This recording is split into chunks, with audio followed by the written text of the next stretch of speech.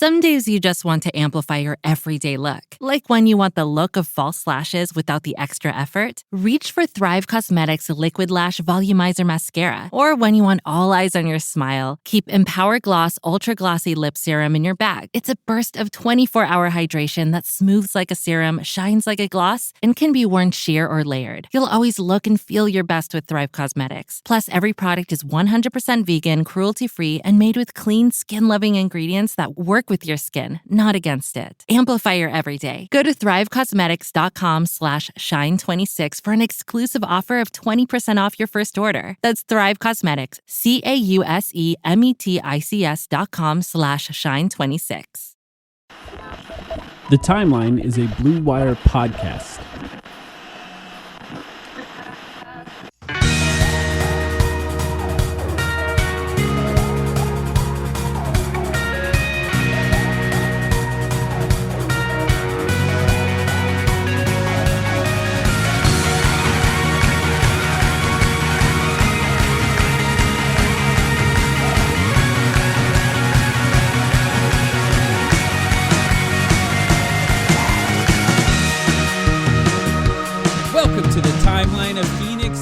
Podcast, and welcome to our very first ever play-in game preview. My name is Mike, here with Sam.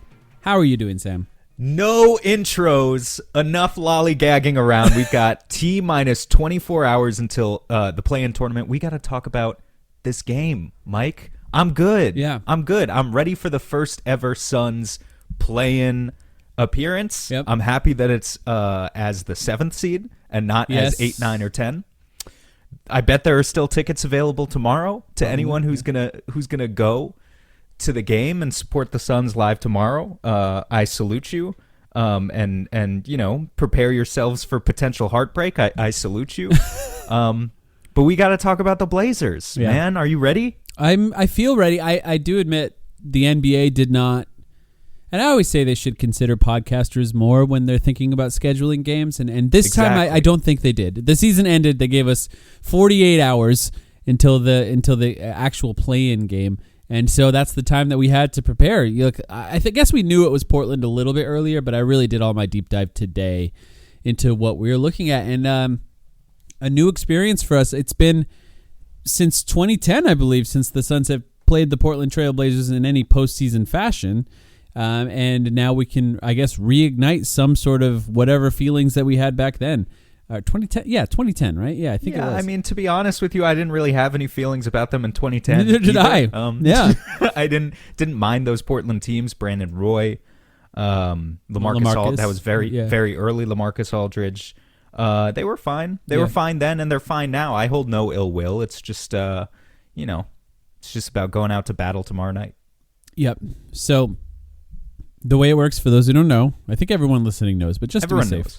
7 plays 8, 8 plays 9. The winner of 7 and 8 gets the 7th seed, and then the winner of the 9 and 10 game, I should say, plays the loser of 7 and 8, and then they get the 8th seed. So if the Suns win against the Portland Trailblazers, they will be playing the San Antonio Spurs in the first round of the NBA playoffs. If they lose, they have a chance to beat a team and potentially play the Oklahoma City Thunder in the first round of the playoffs. Which begs the first question: should the Suns tank tomorrow night's game for a crack at the reigning champions, the Oklahoma City Thunder, in the first round? Mm-hmm.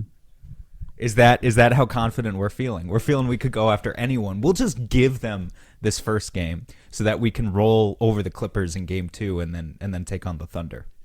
The Suns played the Portland Trailblazers 3 times this year. Did you look at those games at all? Nope. Did you? I did. Well, I was at one of them. But so they won the first 2 games. The game 1, they won 127 to 110.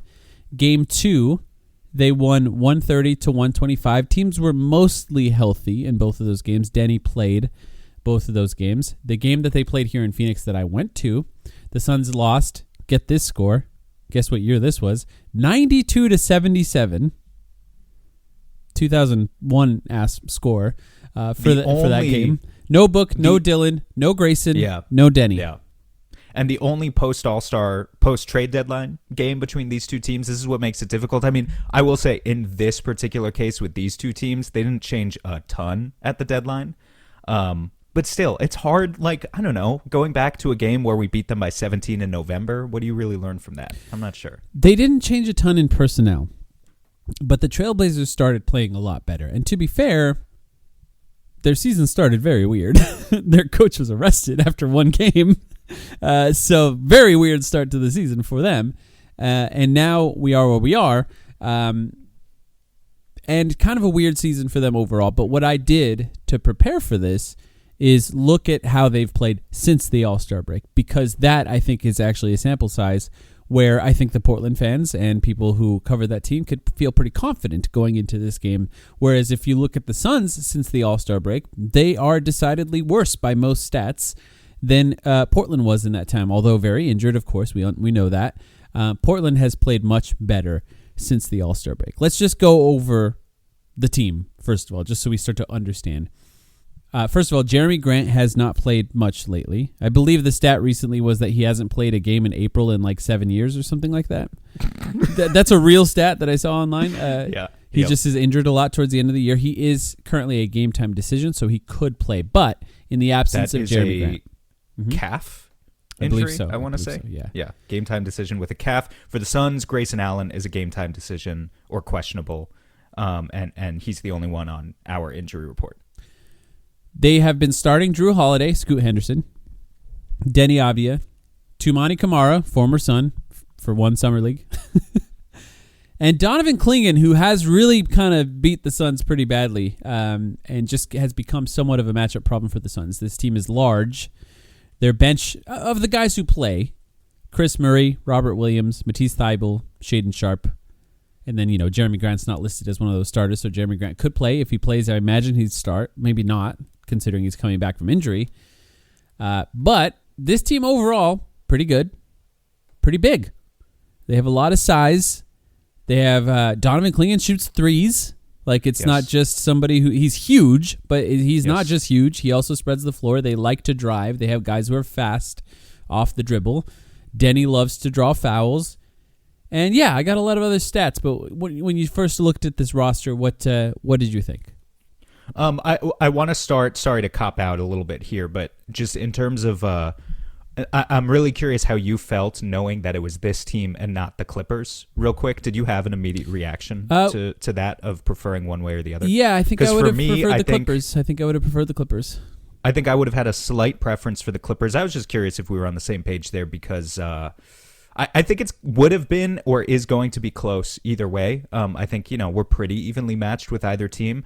But yeah, my first reaction to Portland is a couple things. Obviously, there's the Denny Avdia aspect of it. He is their number one star, I guess you could say star. Yeah. If he makes All NBA, then he's even in this fake season, then he certainly is a star.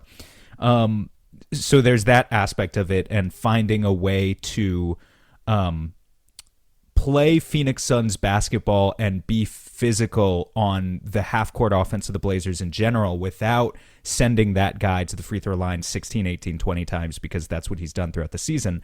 But the other big thing to me, and you already mentioned it, is the Donovan Clingan effect. He has killed the Suns this year. And he's averaged like 16 points, 13 rebounds in those games against the Suns. He's also he's really dynamic. He's 280 pounds and he shoots threes, and he's maybe the best offensive rebounder in the NBA and one of the best rim protectors inside of 6 feet.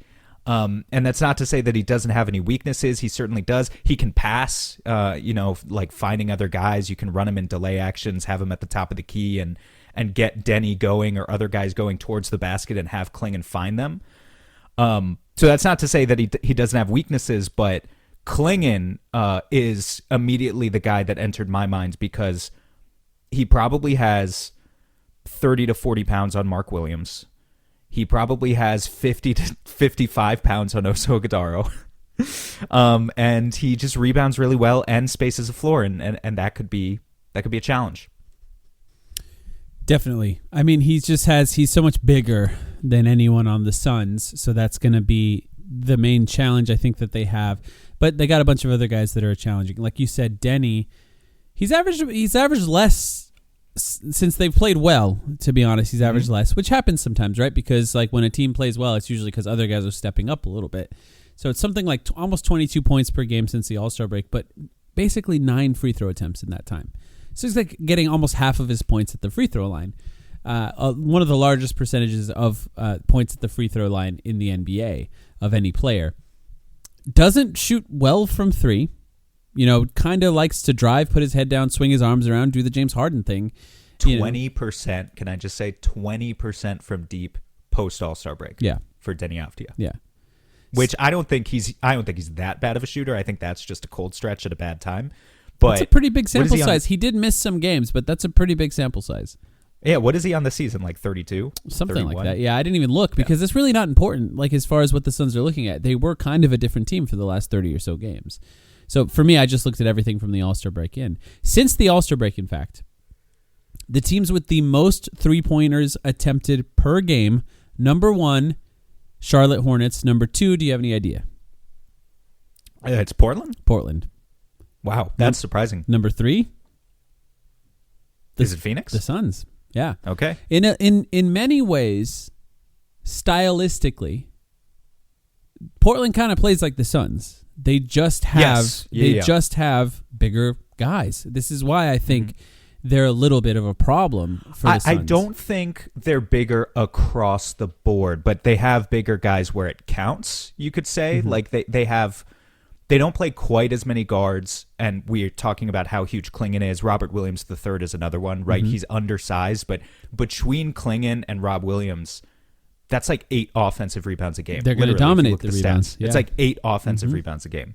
And so I've talked about it before. Portland, Phoenix, Boston, too. These are all teams that have been kind of trying to do the same thing stylistically this year with how crash heavy they are. I will say, I think the Jeremy Grant aspect of it, if he does play, could low-key, that's one of the things I'm looking for that I think could low-key work in the Suns' favor, just because I think Jeremy Grant is like, at this age, not a good defender, and he's never been a good rebounder. He's an atrocious rebounder for his size, in fact. And I did look up the stats to see if this would corroborate my hypothesis, and it doesn't really in either way, but the Blazers there's no difference in their net rating this year versus when Jeremy Grant plays or he doesn't play. It's just a difference of when he plays, their offense gets better, their defense gets worse. And so that's just he has played well against the Suns in his career. Yeah, I mean, he can score. He can certainly score and he can certainly shoot, and he's not a bad player by any means. I think that what you're talking about of being afraid that they're going to kill us with size, ironically, if they play Jeremy Grant tomorrow, who is like 6'8", they're going to feel smaller in a funny way. It's not as functional of size. Yeah, exactly. Whereas Tumani Kamara is probably 6'6", 6'7", but he plays bigger. He feels bigger when he's out there. Yeah. Right. So they shoot a ton of threes. Since the All-Star break, they're also 11th in free throws attempted per game, which is pretty high. 5th in rebounds. So you're talking about those two centers, but they also have other guys that chase as well. Even all the way up to Drew Holiday is a pretty good rebounder for his position. So like positionally, they have guys who are good rebounders. Danny can get them. Tumani's a good rebounder. Drew gets some. Scoot, not much of a rebounder, but lightning fast, and it could be a problem for the Suns if they're 5 out with Mark Williams out there trying to chase both, Klingon and Scoot. That's going to be a problem for the Suns. But they're also, I think, importantly, averaging in that time the most turnovers of any team. So if you're looking at these stats and you're trying to find somewhere where the Suns could potentially have an edge, that one stands out. A team that turns it over a lot, the Suns need to take advantage of that. They have guys who can take advantage of that. They're good at steals overall. The Suns, were top 5 in steals most of the season. I don't know where they finished, but they're going to have some sort of advantage to get out. I think. Yeah, I believe so. The Blazers are good at that too, right? They play the possession game too. So, there's a lot of that happening with them as well. But, the Suns need to sort of lock in on that. If you're trying to sort of look at this in the way the Suns have approached the season as far as the possession battle goes, you can chase rebounds, and you might even be able to out-rebound them. But I wouldn't say that's any sort of a guarantee because they're just bigger. They have better guys at rebounding. And, the Suns do occasionally beat teams that have better rebounders on the rebounding game. So it's always possible. This is the thing, I think, this is what's so fascinating about covering a single game elimination, well, quote-unquote elimination-style game, where it's just one and done. Anything could happen. It makes it very difficult to cover. It doesn't sort of even out over time. We're in a scenario where I'm not sure what's gonna happen, Especially because, as we all know, threes equals variance, and you just talked about these are two of the 5 most jump shooting happy teams. Two of the NBA. 3 most since All-Star break, yeah. Yeah. So I think that makes it really frightening / interesting, depending on which way you want to look at it, because kind of it's going to come down to a bunch of things. To boil it down to boring analysis, there's the superstar effect. The Suns obviously have a better star in this. I don't know. Maybe not everyone would think that it's obvious. I still think it's obvious that the Suns have a better star in this game between Devin Booker and Deni Avdija. But also, how do you want to play the Blazers? Because they shoot a ton of threes, and yet at the same time, they have a lot of iffy shooters, and they have a lot of young shooters. And I think, good for Donovan Clingan that he's, made that it's the hardest part right there, right? Yeah. A function of his game. And I hope, honestly, Malawach isn't exactly the same in the sense that I don't think he's going to be 280 pounds. But I see a lot in the way Donovan Clingan plays right now that I would love if that's Kaman Malawach in a year or two. Mm-hmm. But, they haven't been in these moments before.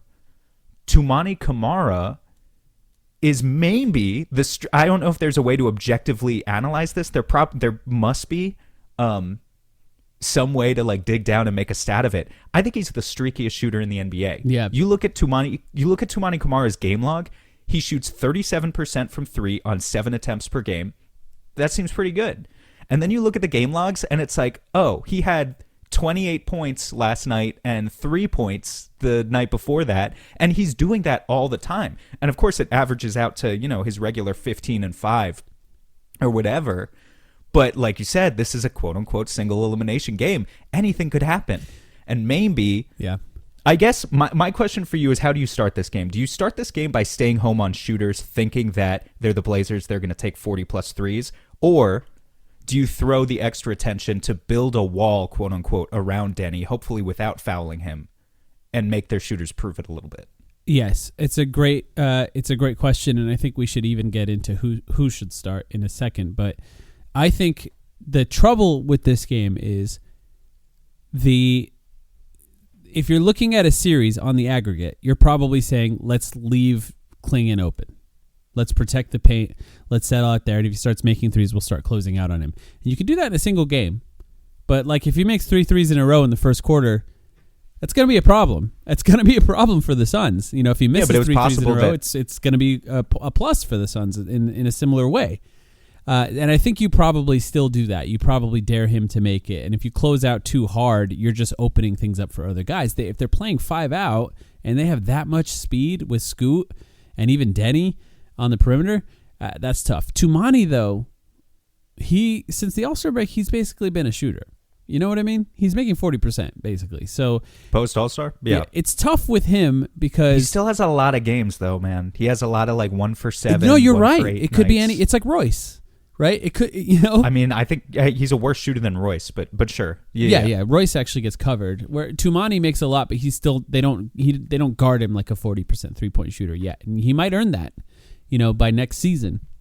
But for now, I think you probably play him in the way where you're daring it a little bit, and that could be your downfall. That's the tough part. Once again, about a single game here, but that's something that you kind of have to make a little bit of a gamble because there's no way to cover it all. Teams that play 5 out like this, with the roster the Suns have in particular, Suns fans probably not overly excited about the prospect of extra minutes from Oso Ighodaro in this game, but switching helps when teams play 5 out, and Mark Williams has not been the best at switching throughout this season, nor has he been fully trusted to do it. He can do it in a pinch. But, switching out onto Deni, that's free throws. Switching out onto Scoot, he's getting to the rim. It's a little bit different against this team than it is against a lot of other teams with their ability to get to the rim and draw free throws. So I'm really interested to see what happens there. If you care about coffee and how it's made, check out Alchemy Roast. They roast in small batches and source their beans responsibly, focusing on flavor instead of mass production. The result is coffee that's balanced, well-developed, and easy to drink, whether you brew at home every day or just want something better than grocery store coffee. You can order online at alchemyroaster.com, and if you use the promo code TIMELINE at checkout, you'll get 10% off your order. Go now to alchemyroaster.com, my favorite coffee, and use the promo code TIMELINE at checkout. Get 10% off, support a local Phoenix business, and get the best coffee you can buy. Big thanks to our sponsor, BetterHelp, for partnering with us for this important conversation about mental health. This is Steve Smith here, former NFL wide receiver and host of the 89 show on YouTube. So having a counselor and working with BetterHelp, that gives you an opportunity to really start to unpack. But people don't understand, when you unpack things, you also open up a box that you're not always sure what's inside. So I think that's why seeing a professional is extremely important. If you need someone to open up to, visit BetterHelp. That's betterhelp.com/89 to get started. Feel your best and amplify your everyday look with Thrive Cosmetics. Go to thrivecosmetics.com/shine26 for an exclusive offer of 20% off your first order. That's Thrive Cosmetics, CAUSEMETICS.com/shine26. Let's talk about the Suns. First of all, Grayson Allen is questionable. I'm guessing based on what we saw in the last game, he's not playing. That was kind of a weird injury. Looked fully non-contact. Limped after the game. I don't know. Didn't look great. Mm-hmm. So I'm guessing he's not going to play. Mm-hmm. The Suns have not exactly nailed down towards the end of the season since they started struggling, since Jalen Green and everyone was healthy. They haven't exactly nailed down a starting lineup. You know what I mean? There's anything could happen tomorrow, and I don't know if anything would surprise me. This team has just not figured out, what their rotation is for the playoffs. I think, I didn't write this down because I'm just kind of shooting from the hip a little bit here. I think I would go with the Jordan Goodwin starting lineup that we saw in 2 games before he was injured. Remind me. So that's the Goodwin with Booker and Green, and then Brooks and Mark Williams, and then you keep Collin and Oso together off the bench. Yes. And okay, well, we'll just start with that starting lineup first. I think that makes sense. It also makes sense because Portland is starting Scoot and Drew, and we're assuming Denny, Tumani, and Klingon, right? Yeah. But Goodwin can take Tumani. Sorry, not Goodwin. Jalen or someone can take Tumani, right? There is going to be a size mismatch somewhere, but Portland also has players who aren't really capable of beating a mismatch one-on-one. I don't really think Tumani can drive, but I don't think that's going to be a huge issue for them. So yeah, I think going with Jordan Goodwin, and tell me if this is what you were thinking, but going with Jordan Goodwin is the right move just because it's all about your ability to turn this team over, because that's what you can do, right? They are one of the most turnover-prone teams in the league. We know that the Suns' half-court offense struggles already. Portland also has the worst assist-turnover ratio in the league. You have to turn them over. You have to get into fast offense, fast early offense as much as you possibly can. Again, I don't know what the exact split is going to be on Mark Williams versus Oso minutes, but that's the case for Oso to play more again, is that you just want to keep things as quick as possible offensively in terms of getting into early offense. So I assume that's what you were thinking with Goody, but is it more specific than that? No. Mostly that I just think he should get a lot of minutes because he's been one of the better players for the Suns recently. And I think part of the problem is, this is part of the problem in general with the way the Suns have been playing lately. What I want them to do is pick them up high, play that full court defense that they've been playing, throughout the season. Do the thing where they're just bugging guys by pressing them and making them start their offense with, 14, 15 seconds left on the shot clock instead of 18, 19 seconds. That extra few seconds could be the difference in a game. They have a couple of ball handlers in this starting lineup. Denny's not going to dribble it down very often unless there's no pressure, right? So then you have Drew Holiday, who's old. Very good still, but older, and maybe you pressure him a little bit, and then the legs get a little heavy towards the end of the game. And Scoot, who's fast as hell, so if he beats you on a press, he's going to beat you, but he's not making the right pass every single time. He might make it sometimes, but he's probably not making it every single time. So you're playing him up high. Who's young but gargantuan. Clingan, right? yeah, he's not dribbling the ball down, right? So I'm talking just a full court pressure here. And then Tumani, who can't dribble, who's good, but just can't dribble. You're not going to trust him. So you almost want them to play that full court pressure. Who's going to do it? It's not going to be Jalen Green. Your other option would be like Ryan Dunn or something, but Ott is not going to do that. Yeah, the guy you want doing it is Jordan Goodwin, and you ideally want that for the entire game. And that really, guy you are going to ask Jalen Green. Either. Yeah, you are going to ask Jalen Green to do it. You might even ask Devin Booker to do it in this game. You just have to do it. It's one game. You're throwing everything out there, but the guy who's good at it is Jordan Goodwin. That's the guy who you want to do it the most. The trouble, I think, when you start really looking at it, is where do you put him? Now, where do you put all of these guys? Like, who guards who? And I know the conversation, which we've done with every playoff series preview that we've done, we talk about who guards who. You talk about who guards who, and then 2 minutes into the game, it all breaks down. It's 100%. You're switching everything anyway. But like, so that's why it's a little bit of a not totally functional conversation. But I understand. Yeah. You need to talk about who starts on who, I guess, is the question. Yeah, and like fourth quarters, what happens. But I think it's fair to say, do you start with Dillon Brooks on Denny? Yeah, I think you kind of have to, right? Mm-hmm. He's pretty disciplined until he's not. That's the trouble about him, right? Is like he'll be the guy who sticks his arms in and then knows when they're swinging their arms out, and he literally will put his arms behind his back dramatically to try to make sure he doesn't get the call. But he also has like 4 fouls in like 10 different first halves this season. So like there's a chance he gets 4 fouls in the first half, and then you lose Dillon Brooks for the second half. And so, yeah, I mean, if he's having one of those games, then, the Suns' depth is to their advantage, and maybe you just don't need Dillon Brooks that night, to be honest. It's possible for a single game, yeah, but it's also the Suns are at their best when he's playing his best. So you kind of ideally, if you played this game 100 times, if you will, most of the wins are probably with Dillon Brooks playing well. But, sure. So the other option, of course, is you just put Jordan Goodwin on him. Goodwin can foul too, but Jordan Goodwin gets away with a lot. We saw it in person, But you have Drew and you have Scoot. So in this case, you're probably putting Devin Booker on Tumani, right? And then you're putting some combination of Jordan Goodwin and Jalen Green on Drew and Scoot. So probably Drew gets Jordan Goodwin, and Jalen Green probably starts on Scoot. And then Mark Williams on Clingan. Yeah, this is a game, I mean, there's a couple of configurations you can toy around with, but this is not a game where you need to do some shenanigans of we're putting our wing on their center or vice versa. Like, I think these teams are mostly going to play each other straight up.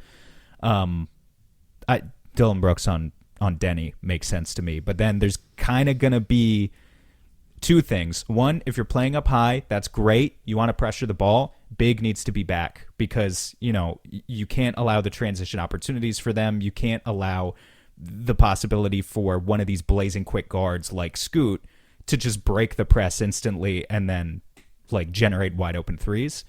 And I had a second point there, but I forgot it. So I'll have to come back around to it. Yeah. So who are the other options though, right? Because Grayson's not going to start even if he's healthy. No, those are the options. Royce, I think, is. I mean, I'm a little bit more lukewarm on Royce maybe than you are, but he's just in a game where we're talking about defense. Win or lose, I need the Suns to treat this game like they're playing within their identity of what we've come to believe Phoenix Suns basketball in 2026 is about. So they are scrapping, they are picking up high, they are crashing the glass. I need them to do all those things. Yes, it's good to have shooters too on the floor, but like I'll live with the shooter that Jordan Goodwin is at this point. I'll live with the shooter that Dillon Brooks or whoever else is. Royce O'Neal, a guy who's, I know can be trusted as a 42% 3-point shooter, but just mostly a defensive negative this year. This just cannot be his night. Or at least, he can play, and I'm sure he will play, but he has no role in the starting lineup. Mm-hmm. Yeah. It's tough. I don't think he's one of the options. I don't know. I guess nothing would surprise me in this game. And there's a world where Royce just hits 7 threes, and that's one of the reasons they win the game too. It's Colin is not an option either. I don't think he I'm is. Just thinking I'm just thinking of other guys who could even be options outside of Grayson. Like if we're assuming Grayson doesn't play, your other options are Royce, don't think so, and Colin, don't think so. The 3-guard thing that we've seen with Book, Colin, and Jalen just has not worked. And see, the one thing I'll say though, it can't happen. It does work sometimes. and the other thing is the Suns have to play fast. Like they really need to, because ideally they're getting up and down the court as quickly as possible to not allow them to set their defense. That's kind of when they've done well against teams that are a little bit bigger. It's when they were playing really well against the Houston Rockets in the Houston Rockets first half, it's because they were playing at lightning speed. If they slow down a little too much against this team, that could hurt them. And there is a world where their size advantage, disadvantage, if you will, is a speed advantage.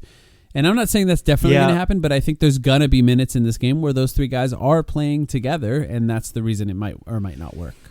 I don't know. I think it's a bit of a trap and a bit of a false choice. I mean, I don't have the data in front of me to say one way or the other, but this idea of you play more guards means you're faster on the court just doesn't always bear out that way. Sometimes it just means you have guys taking turns dribbling the air out of the ball. And furthermore, what enables you to play fast, going back to the Jordan Goodwin piece, is getting turnovers, like getting deflections, being able to generate transition offense. Mm-hmm. And if you have 3 guys that small on the court, love Colin Gillespie to death, but you're not going to be able to do that. Therefore, I think the pace is actually going to be slower, not faster.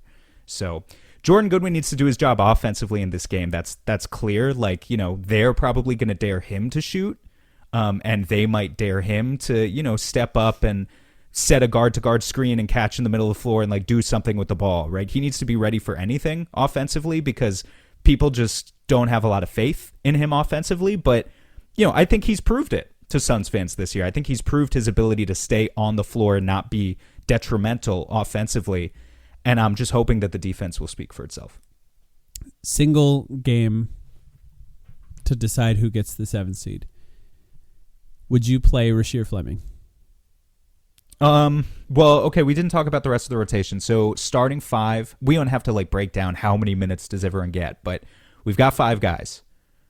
Colin Oso will definitely play. That's 7. Royce will play. That's 8, right? There's no way he DNPs. After that, it's assuming Grayson is out. Who are we missing? Just Dunn and Shear? Yeah, potentially. Dunn, I mean, that gets you Royce. up to 10. Yeah. Is there anyone obvious I'm missing? No, I mean, Oso, Colin. No, that's basically everyone. I mean, there's Kaman Malawach, who's not going to play. Then Haywood Highsmith. Haywood Highsmith had a great last game of the season. Haywood Highsmith might play. That is a great point. Yeah. I mean, the question is basically, I think Dunn's earned it with his play recently. Ryan Dunn had a really fun game the other night. It's kind of irrelevant. We don't need to talk about what happened on game 82 of the season, but man, the way Ryan Dunn played, the way Kaman Malawach played, it was a fun final night. Between Ryan Dunn, Haywood Highsmith, and Rasheer Fleming, I think Ott will probably go for... Man, I don't even know. I think he's probably going to go for Haywood Highsmith, and I don't know at all if that's the right choice. I don't think it is. I don't think it is that wrong, I should say. I just, experience-wise, you want guys who are not going to freak out in the moment, and Haywood Highsmith doesn't have a ton of experience, but he's got more than those guys. He's played in games. He's played 10 games in a fake game in the last month, and now he has to be ready for these big minutes on Tuesday. I know. And I guess, look, you could say the same thing to hold against Rasheer Fleming, who's never been, who played for a really crappy college program and has obviously never been in moments like these either. It's just difficult because I like the idea of what Haywood Highsmith is. And Fleming is look, I know but he's shown us so little. He's just shown us so little. He's been in 5 games, effectively. Fleming is making his threes and then occasionally has a screen and roll to the rim, but he is more than other times sort of detrimental to the offense in that nobody's going to guard him. So they're going to make it so much harder for everyone else. And if you put a guy like that on the floor, the entire purpose of what the Portland Trailblazers are going to try to do schematically is force the ball into Fleming's hands and then make him do something, make him put it on the floor. And that's where he's going to make mistakes. He's not, he's just not good enough yet. Let me ask you this. He can get good enough. And there's a world, by the way, where he does play well and his defense actually matters, but I could see him not being part of the game plan. Let's just say that. Let's say Dillon Brooks does open up the game on Denny, and let's say Dillon Brooks does pick up his second foul 6 minutes in, which is totally possible. Who checks in? Royce. To guard Denny? I have zero doubt it's going to be Royce. Maybe he doesn't guard Denny. Maybe they put him on someone else, but that's who it's going to be. And then Booker guards Denny or maybe. Or Jordan Goodwin does. Yeah. I mean, this is where I think, Ryan Dunn has a real potential to shine. Yeah, I mean, Ryan Dunn will probably play in that scenario as well. But Royce is the one who's trusted. We've seen it all season. I have zero doubt. Yeah, I mean, I want them to play. I'm repeating myself, but if they're gonna go down, and if they play the way I want them to, I don't think they're gonna go down. But if they're gonna go down swinging, I want them playing the gritty style of Suns basketball. We rolled out 28 minutes of Royce O'Neal and he shot 0 for 7 from 3. But at least we had veteran experience. They played that style when Royce was. They played that style when Royce was getting minutes too. Let me just give him a little bit. In the minutes when he wasn't playing. There's a massive difference between we're losing these games anyway. Let's play Rasheer Fleming and Kaman Malwatch. To we cannot lose this single game. Otherwise, we might not make the playoffs. There's a difference. If you believe in we cannot lose this single game, I think you should trust the 1,000-minute sample size that says that Royce has been a negative this year and Rasheer Fleming and Ryan Dunn have not, in my opinion. You have enough data. There's just so much context around that data that actually does matter. The amount of minutes played and also the situations that they were all put in. When you put the rookies in situations to succeed, that's when the data comes out good. When you put them in a situation like this, when they might be in a little bit above their heads, that's when you're putting them in a position to fail. And I don't think that's a good idea. We'll see. Single games like this. If Royce hits the game-winning 3 tomorrow, which is entirely possible, then someone can Photoshop you dunking on my head. But I just know that I'm not advocating for Royce. I'm not advocating for Royce to play 38 minutes or anything. I'm just saying that I would play Royce over Rasheer Fleming too in a single game, and I don't even think that's that crazy to say. I don't think it's crazy to. Rasheer's played like 40 games at most in the NBA, and has kind of looked mediocre in most of them. At times he looks good, but flashes are flashes. That usually means that the rest of the time you're just okay. You're just in. It's kind of an interesting scenario that we're in where, like, yes, technically it's a playoff game, but the team we're playing outside of Drew Holiday is also very inexperienced. And so I don't think there's as much of a gap. I guess it doesn't bother me as much, the idea that we are playing inexperienced players, or we could play inexperienced players. As long as it gives you the requisite athleticism to play your game and turn them There's over. A difference in inexperience between Donovan Clingan and Rasheer Fleming. There's years. Scoot too. Scoot too. Like, yeah, he's played 100 games in the NBA. He's been mostly injured. double Rasheer Fleming in multiple seasons. I'm not saying Rasheer's going to play 30 minutes. I'm just saying he can play 15. That's all. And Ryan Dunn too. He won't. Is you could just mark that down right now. I don't think he will. Okay. I'm not even saying that he shouldn't or definitely shouldn't. I'm just saying he won't. He definitely won't. Here's something I don't want. I don't want the game to start. The refs are letting things go, and then there's some sort of altercation, Dillon Brooks related, and then the refs start calling every foul, and then Denny gets 40 points. They have to maintain their composure to start this game, because if the refs get too involved, although Devin Booker's drawn a lot of fouls this year, he's best season of his career at that. Actually, if we're being entirely honest, folks, I hate to be the bearer of bad news and glass houses and stones and all that, but technically Devin Booker has drawn more fouls this year than Denny Avdia. Well, Denny's played less games, but as a percentage of total points, I think Denny's is higher. So Denny relies on it more. And so for the Suns, even though Devin Booker could benefit from that, they really have no one else that can. And Denny is so good at drawing those fouls, you cannot let the refs become too big of a part of this game, because not only does it give them the advantage as far as Denny getting free throws, the Suns kind of get in their heads about the refs too. We've seen it happen multiple times this year. You don't want them to get in their heads about what's happening with the refs and they're getting too many calls. You have to maintain your composure. It's as easy as someone pushing the wrong guy early in the game, and now the refs are going to blow that whistle every time there's a little bit of contact. You can't let that happen in this game. What else do you want to see? Defensive rebounding. That's the whole name of the game. Mark Williams, we need locked the hell in. Oso Ighodaro needs to be... I've seen those shoulders. Those shoulders look pretty big. It's time to put them to use because you're going to be using them. You're like the good version, or like the chill minutes that Oso will get to play tomorrow will be against Robert Williams, who is still a fantastic offensive rebounder, and then he will definitely have some minutes where he's going against Donovan Clingan. So, obviously a lot falls on those guys. This is where I just know that the more minutes Goody plays, the more he's going to be jumping in to kind of save them. They're going to be muscling off one player, and then Goodwin's going to be able to jump in there for a defensive rebound. But the entire team needs to be locked in. That means Jalen Green. It means Devin Booker. The Blazers take a ton of threes, which means a ton of long rebounds, right? So if you're a guard, you need to be ready for it. How confident do you feel going into this game? Yeah, I mean, we have home court advantage. I think we have the better star player. 60-40, I think is probably what most people would say, right? Yeah. 60-40. I think we have an advantage over this team for a reason. But anything could absolutely happen. They're a pretty good team. Yeah, it's tough because, the Suns only have a couple more wins than them on the season. And I think what I struggle with when it comes to overall confidence is that I don't like the center matchup for the Suns. For either guy. Like, I think Mark Williams is going to struggle with Donovan Clingan. Just wait until we play the Spurs. And I think there's a weird thing where the Suns play the Spurs better than they should. And That's the true. Spurs are going to be massively advantaged if the Suns play them, but they've just played them better. Spurs surprisingly well. Yeah. But I don't like the Mark Williams Clingan matchup. I definitely don't like the Oso Ighodaro Clingan matchup. So in those minutes, that's not a great thing for the Suns either. And I'm not even a big fan of the Robert Williams Oso Ighodaro matchup here.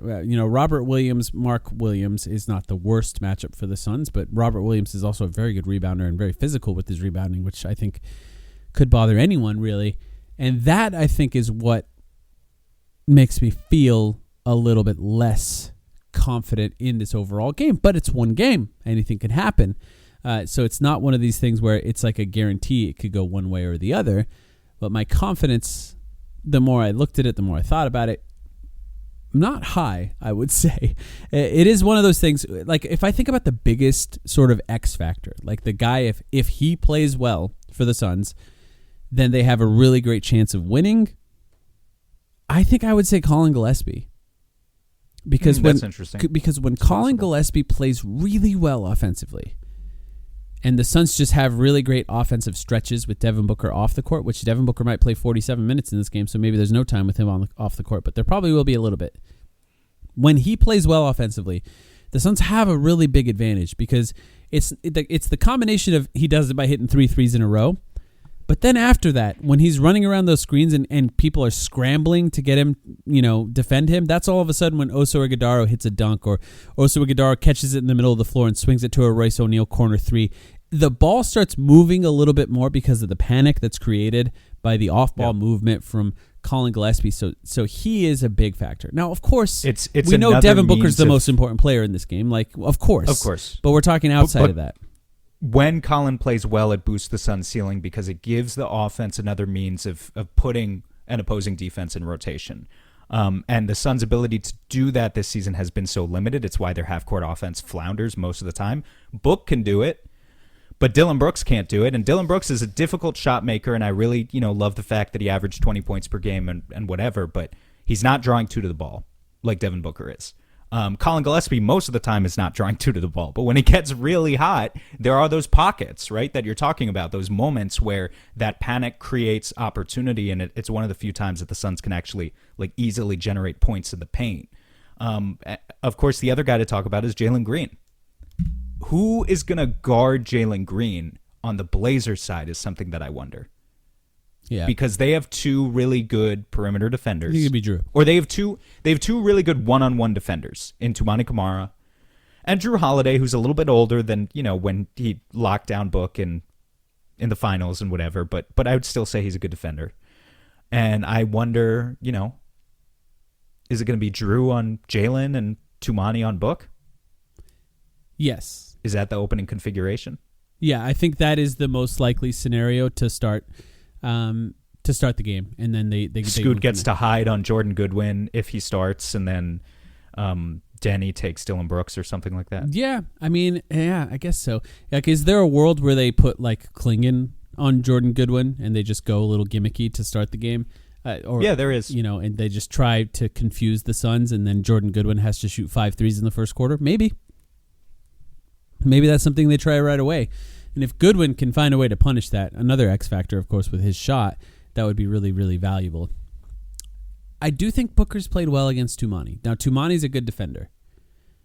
I think Booker has played well against him in the games that they've played, in his career. But Tumani's young and he gets better every day. So, that doesn't necessarily, the past doesn't necessarily dictate the future in this case. But ultimately, like, if Booker has a great game, the Suns have a great chance. If Booker doesn't have a great game, this is, not high-level analysis here, then the Suns are going to struggle. But they do have some ways of getting out of it if Booker struggles. They've won games where Booker has struggled, especially early in the game, and other guys help them in that scenario.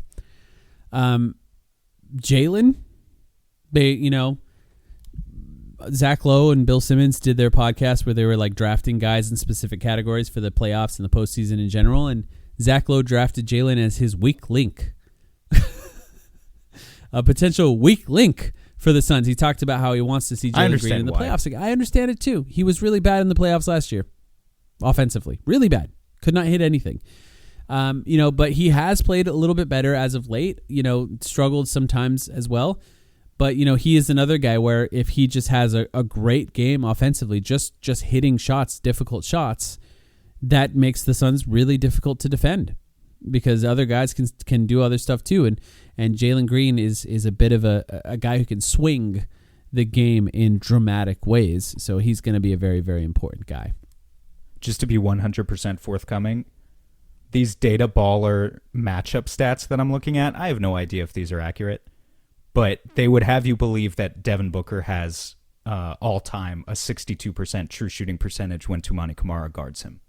Yeah. Which is good. Mm-hmm. That's above his career average. So, if that's the case, obviously Tumani's going to be up in him and very physical, but like one can hope that if the officials are going to bog this down and make it a whistle game, then we would benefit from that just as much as they would. Who knows? We would benefit from that almost as much as they would, right? If Denny's going to get 12 free throws, then Book gets 12 free throws too, is the hope. Mm-hmm. So we'll see. I'll tell you right now, if I'm doing sort of my Eddie Johnson style keys to the game, don't complain to the refs. No early altercations. Don't let the refs become a part of the game. Play fast. They're big. Play fast. Don't let them set their defense. Play fast. Make Donovan Clingan catch up to you.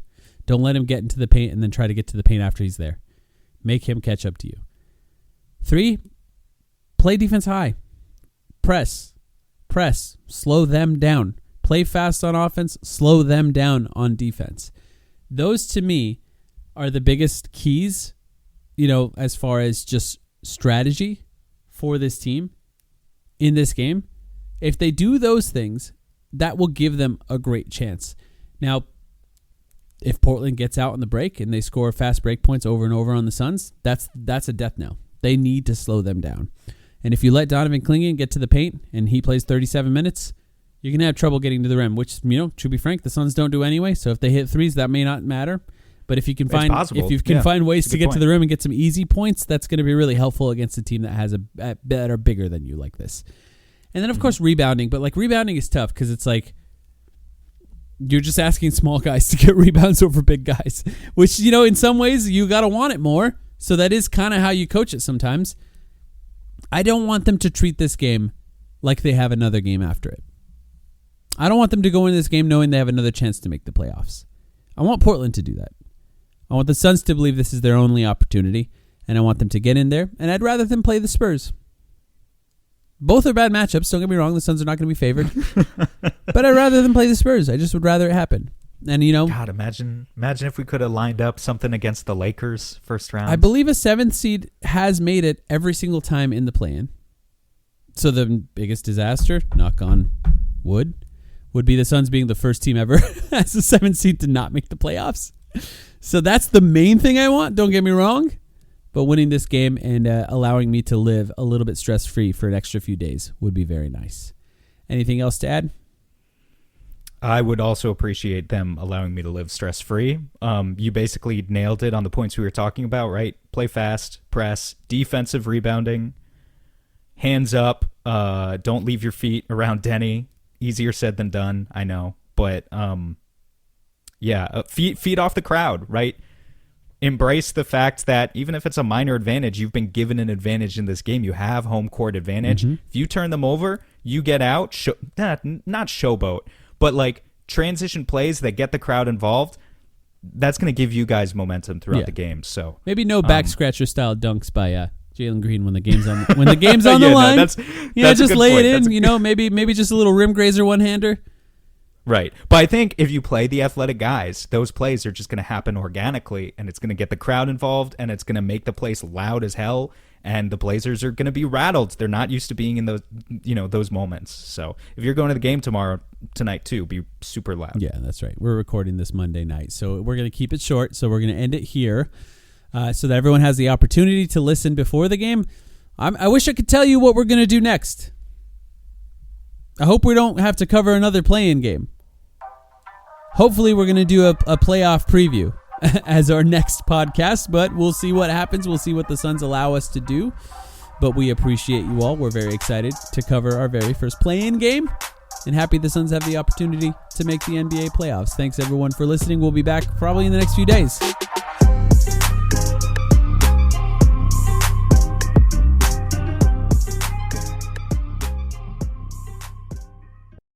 Some days you just want to amplify your everyday look. Like when you want the look of false lashes without the extra effort. Reach for Thrive Cosmetics Liquid Lash Volumizer Mascara. Or when you want all eyes on your smile, keep Empower Gloss Ultra Glossy Lip Serum in your bag. It's a burst of 24-hour hydration that smooths like a serum, shines like a gloss, and can be worn sheer or layered. You'll always look and feel your best with Thrive Cosmetics. Plus, every product is 100% vegan, cruelty-free, and made with clean, skin-loving ingredients that work with your skin, not against it. Amplify your everyday. Go to thrivecosmetics.com/shine26 for an exclusive offer of 20% off your first order. That's Thrive Cosmetics, CAUSEMETICS.com/shine26.